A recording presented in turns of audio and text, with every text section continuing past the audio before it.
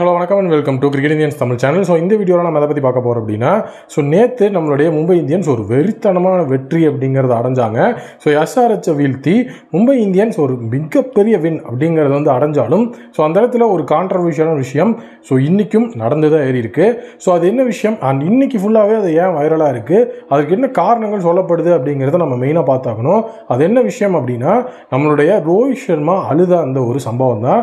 ரோஹித் சர்மாவை பொறுத்த வரைக்கும் நேற்று மேட்ச் டீம் சிங்கிள் டிஜிட்டில் ஒரு வெளியேறினதுக்கு அப்புறமா மேட்ச் அப்படிங்கிறது அப்படி இப்படி போயிருந்தாலும் நம்ம வின் பண்ணிட்டோம்.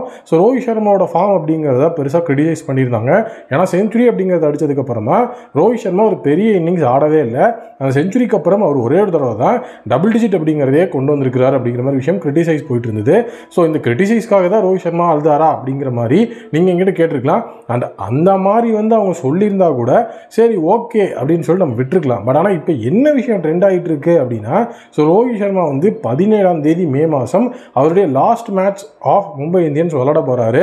அதை மேனேஜ்மெண்ட் அவர்கிட்ட சொல்லிட்டாங்க. ப்ளஸ் அவரை வாங்குறதுக்கு 3 டீம்ஸ் இங்கே ரெடியாக இருக்காங்க. அது இப்போது ரோஹித் சர்மாவுக்கு தெரிஞ்சிருச்சு. அதனால தான் ரோஹித் சர்மா இப்போது அவர் அழுதுட்டு இருந்தார் அப்படிங்கிற ஒரு விஷயம் வைரல் ஆகிட்டு இருக்கு. பரமா என்னடா இது அப்படிங்கிற மாதிரி தான் எனக்கே இருக்குது. ஏன்னா ஃபஸ்ட்டு இந்த ஒரு விஷயம் 3 டீம்ஸ் ரெடியாக இருக்காங்க அப்படிங்கிறத தாண்டி ரோஹித் சர்மா மேலே ரியலாகவே டீம்ஸ் இன்ட்ரெஸ்ட்டாக இருக்கிறாங்களா அப்படின்னா கண்டிப்பாக இன்ட்ரெஸ்ட்டாக இருக்கிறாங்க. எந்த டீம் இன்ட்ரெஸ்ட்டாக இருக்காங்கன்னா, first team Delhi Capitals. Punjab Kings நாங்கள் இன்ட்ரெஸ்ட்டாக இல்லைங்கிறத சொல்லிட்டாங்க. ஈவன் நம்மளுடைய பங்காளி அந்த இடத்துல சிஎஸ்கே மேலேயே மிகப்பெரிய பெட்டிங் அப்படிங்கிறதுல இருந்தது. பட் ஆனால் அதெல்லாம் எதுவுமே கிடையாது. சிஎஸ்கே பஞ்சாப் கிங்ஸ் மாதிரியான ஃப்ரான்ச்சைஸ் அந்த இடத்துல இல்லை அப்படிங்கிறது ஓப்பனாகவே சொல்லிட்டாங்க. ஜிடி டெல்லி கேபிட்டல்ஸ் அதுக்கப்புறம் பார்த்தீங்கன்னா ஆர்சிபி மாதிரியான ஃப்ரான்ச்சைஸ் கண்டிப்பாக ரோஹித் சர்மா வெல்கம் பண்ணுறதுக்கு அவங்க ரெடியாக இருக்காங்க அப்படிங்கிறது உண்மைதான். பட் அதுக்குன்னு ஒரு மேனேஜ்மெண்ட் அந்த இடத்துல போயிட்டு நீங்கள் அவ்வளோதான் 14ஆம் தேதி நீங்கள் கிளம்ப போகிறீங்க அப்படிங்கிற மாதிரி விஷயத்தெல்லாம் சொல்லவே மாட்டாங்க. ஈவன் நேற்று 7ஆம் தேதி மொத்தம் ஒரு 10 நாள் கேப் கண்டிப்பாக ஒரு பிளேயர்கிட்ட இந்த மாதிரி ஒரு மேனேஜ்மெண்ட் போயிட்டு நீங்கள் கிளம்ப போகிறீங்க அப்படின்னு சொல்லுவாங்களா அப்படின்னா கண்டிப்பாக கிடையாது. ப்ளஸ் அது மட்டும் இல்லாமல் அவர் T20 வேர்ல்டு கப்பை லீட் பண்ண போகிற இந்தியன் கேப்டன். இது யதார்த்தமாக நடந்த ஒரு விஷயம். அவரோட ஃபார்ம் அப்படிங்கிறத நினச்சி ஃபஸ்ட்டு அவர் அழுதாரானே எனக்கு டவுட்டாக தான் இருக்குது. அந்த கிளிப்ஸை பார்க்கும்போது ஜஸ்ட் அவர் கண்ணை தான் தொடச்சார். இப்போ நான் இந்த இடத்துல உங்ககிட்ட பேசிகிட்டு இருக்கிறேன், இப்போ நான் கண்ணை துடைக்கிறேன். அப்போ நான் என்ன அழுகிறேன்னா இந்த மாதிரி நிறைய விஷயங்கள் இருக்குது. கேமரா ஆங்கிள் அப்படிங்கிறது தான் அந்த இடத்துல அந்த பிளேயர் என்ன பண்ணுறாரு அப்படிங்கிறத டிசைட் பண்ணும்.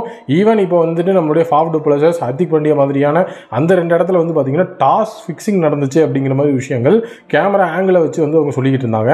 அதுக்கப்புறம் ஒரிஜினல் ஃப்ரண்டேஜ் ஃபுட்டேஜ் வந்ததுக்கப்புறமா அது இல்லை அப்படிங்கிறதாச்சு. அதனால் அவர் புது டீமுக்கு போகிறாரா அப்படிங்கிறது அது ஒரு செட் ஆஃப் ஒரு விஷயம். அது ஓரமாக அந்த இடத்துல இருக்கட்டும். ஏன்னா அவரை ரிலீஸ் பண்ணுவாங்களா ரிலீஸ் பண்ண மாட்டாங்களா அப்படிங்கிறதுலாம் T20 வேர்ல்டு கப் முடிஞ்சதுக்கு அப்புறமா அதுக்கப்புறம் ஏன்னா இதுக்கப்புறம் நமக்கு ஆக்ஷன் டைம் அப்படிங்கிறது ரொம்ப கிரிட்டிக்கலாக தான் இருக்குது. ஐபிஎல் முடிஞ்சோடனே ஒரு வாரத்தில் T20 வேர்ல்டு கப் வரும். T20 வேர்ல்டு கப் முடிஞ்சோடனே அடுத்தடுத்து நம்ம சீரியஸ் விளாடுவோம். அதுக்கப்புறம் ரிட்டன்ஷன் அந்த பிளான் கொண்டு வருவாங்க. நம்ம ரீட்டைன் பண்ணணும் ரிலீஸ் பண்ணணும் அப்படின்னு வரும்போது மறுபடியும் அடுத்த ஆக்ஷன் வரும். அது மாதிரி அடுத்தடுத்து வேகமாக ஓடிட்டே தான் இருக்கும்.